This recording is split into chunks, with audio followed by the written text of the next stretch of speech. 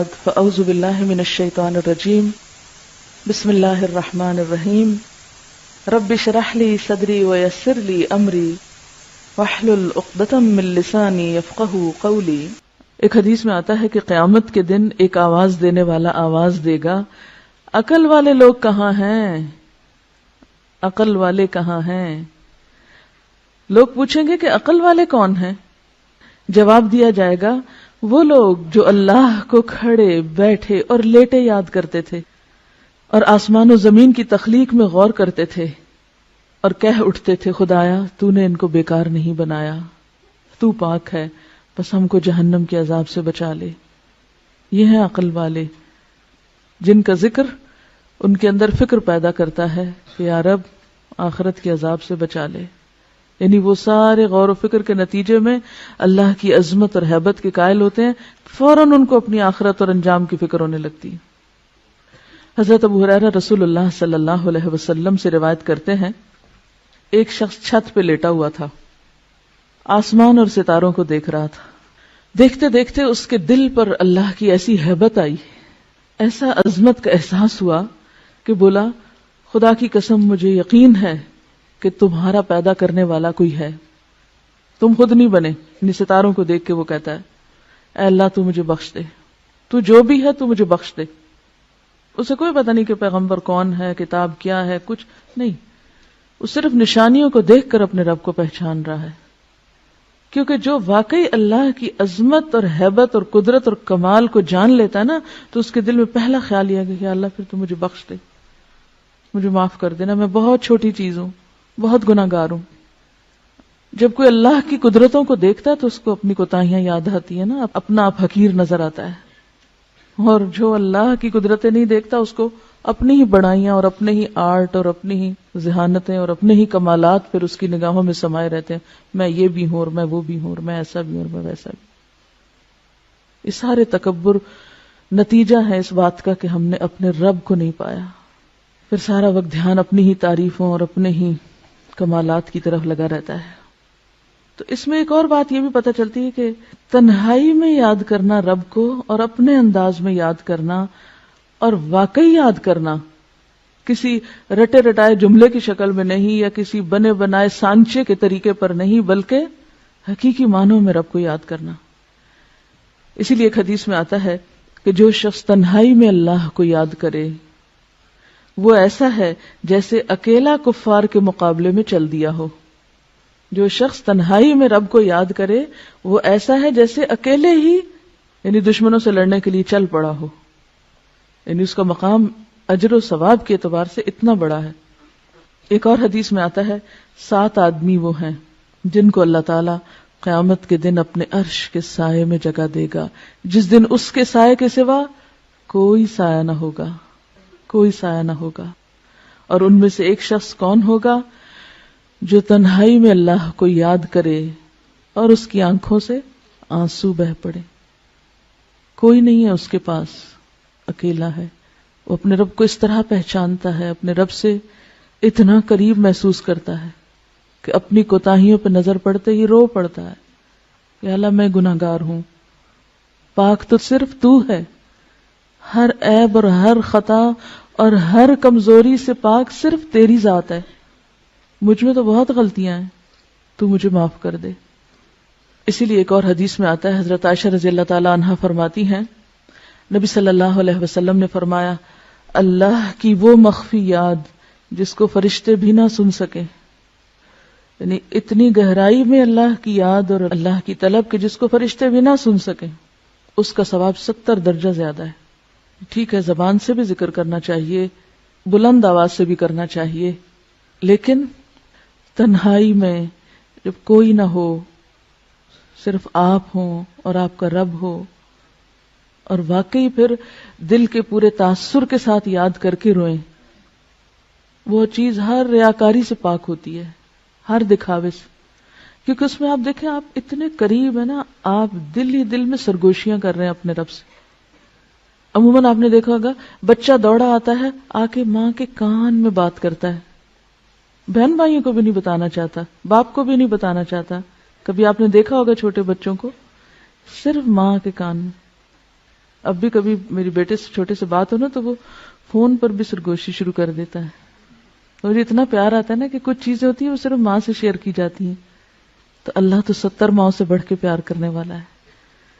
ہم کیوں نہیں اس سے سرگوشیاں کرتے؟ کیونکہ سرگوشی انسان کس سے کرتا ہے؟ جس سے سب سے زیادہ محبت ہوتی. تو دل چاہتا ہے انسان اس کی کان میں آہستہ آہستہ باتیں کرے جو کسی کو پتہ نہ چلے. تو جنہیں اللہ سے شدید محبت ہوتی ہے وہ اللہ سے بھی اسی طرح چپکے چپکے دل میں بھی پکارتے ہیں اس کو اور سرگوشیاں کرتے رہتے ہیں. اور پھر جب وہ ڈوبتے ہیں اندر تو واقعی ان کے منہ سے ایسے کلمات والہانہ انداز میں نکل جاتے ہیں کہ جس میں اللہ کی بے پناہ حمد ہو. عبادہ بن صامت نے آپ سے روایت کیا ہے رسول اللہ صلی اللہ علیہ وسلم سے کہ بہترین ذکر خاموش ذکر ہے، یعنی جس میں اللہ کی یاد ہے اور غور و فکر بھی اللہ کی تخلیق پر ہو رہا ہے. اور بہترین رزق وہ ہے جو کافی ہو، کفایت کرے. ایک حدیث کے مطابق آپ نے فرمایا اللہ کو ذکر خامل سے یاد کیا کرو. پوچھا کہ ذکر خامل کیا ہے؟ فرمایا مخفی یاد، ایسی یاد جو سب سے چھپی ہوئی ہے. اور اسی کے بارے میں فرمایا جو ایسا کرے گا اس کے گناہ معاف ہو جائیں گے خواہ وہ سمندر کی جھاگ برابر ہی کیوں نہ ہو. تو یہ جو صحابی کے منہ سے الفاظ نکلے تھے یہ کوئی معمولی الفاظ نہیں تھے، انتہائی محبت بھرے اور اللہ کی شدید محبت میں ڈوبے ہوئے الفاظ ہیں. ربنا ولک الحمد حمدا کثیرا طیبا مبارکا فیہ، یعنی جیسے بس نہیں چلتا کہ اور کیا کیا کہہ ڈالے. اسی لیے اللہ تعالیٰ نے 30 فرشتے مقرر کیے کہ تم اٹھاؤ اس کے ثواب کو، تم لکھو اس کو. حضرت عبداللہ بن ابی اوفا رضی اللہ عنہ روایت کرتے ہیں کہ جب رسول اللہ صلی اللہ علیہ وسلم رکوع سے اٹھتے تو قوم میں یہ دعا پڑھتے تھے سمع اللہ لمن حمدا اللہم ربنا لک الحمد ملء السماوات وملء الارض وملء ما شئت من شیء بعد. اللہ نے سن لی اس بندے کی بات جس نے اس کی تعریف کی. اے ہمارے اللہ، اے ہمارے رب، تیرے ہی لیے ساری تعریف ہے، آسمان و زمین اور ہر اس چیز کے بھراؤ کے برابر جو تو چاہے. یعنی میں تیری تعریف کر رہا ہوں اتنی جس سے آسمان بھر جائیں، جس سے زمین بھر جائے، اور پھر اس کے بعد جو بھی چیز تو چاہے بھر جائے، کیونکہ ہمیں تو پتہ نہیں اس کے بعد اور کیا ہے. ہم تو آسمان و زمین ہی کو جانتے ہیں نا، بس یہی نام آتے ہیں، ہمیں کیا پتہ ان آسمانوں کے پیچھے کیا ہے. اور آپ نے بہت سی چیزیں ایسی پڑھی ہوگی کہ آج کے دور میں بھی جو لوگ کائنات کا مشاہدہ کرتے چلے جا رہے ہیں ان میں سے بعض نے تو بالکل گھٹنے ٹیک دیے کہ ہم جتنا آگے جا رہے ہیں ہماری جہالت میں اتنا اضافہ ہو رہا ہے. تو اسی لیے آپ صلی اللہ علیہ وسلم کس طرح اللہ کی تعریف کرتے تھے، وَمِلْءَ مَا شِئْتَ مِنْ شَيْءٍ بَعْدُ، کہ اللہ اس کے بعد اپنی تعریف سے تو جس چیز کو چاہے بھر دے، وہ تیرے علم میں ہے کہ وہ کیا کچھ ہے. حضرت ابو سعید خدری رضی اللہ عنہ فرماتے ہیں کہ رسول اللہ صلی اللہ علیہ وسلم جب اپنا سر رکوع سے اٹھاتے تو یہ دعا پڑھتے تھے ربنا لک الحمد ملء السماوات والارض وملء ما شئت من شيء بعد اهل الثناء والمجد احق ما قال العبد وكلنا لك عبد اللهم لا مانع لما اعطيت ولا معطي لما منعت ولا ينفع ذا الجد منك الجد.